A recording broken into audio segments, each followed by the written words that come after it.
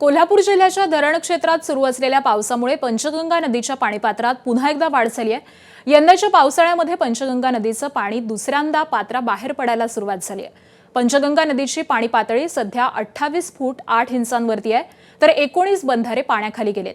जिल्ह्यातील राधानगरी आणि काळम्मावाडी धरणाच्या पाणीसाठ्यामध्ये देखील वाढ झालेली आहे। राधानगरी धरणात 76% तर काळम्मावाडी धरणामध्ये 42% पाणीसाठा आहे। आज शहर परिसरामध्ये पावसाची उघडझाप दिसतेय, तर धरण क्षेत्रामध्ये रिमझिम पाऊस पडतोय।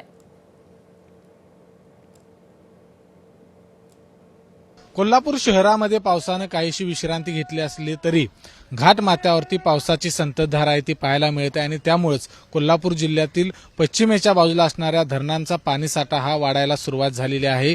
राधानगरी धरणाचा जर आपण विचार केला तर राधानगरी धरण हे कालपासून आजपर्यंत जवळपास 3% त्याची वाढ आहे ती झालेली आहे।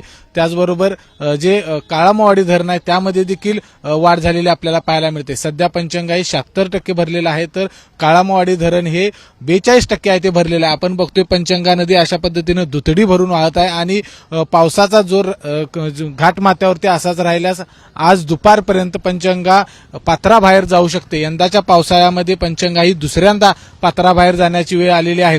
एकूण जर कोल्हापूर जिल्ह्यातील बघितलं तर 19 बंधारे पूर्णपणे पाण्याखाली गेलेले आहेत आणि सर्वच नद्या या दुथडी भरून वाहत आहेत।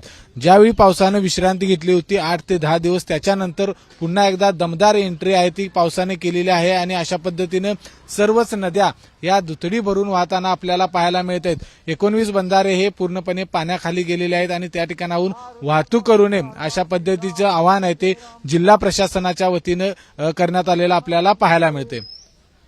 कॅमेरामॅन अविनाश पाटील सह विजय केसरकर, एबीपी माझा, कोल्हापूर। एबीपी माझा, उघडा डोळे बघा नीट।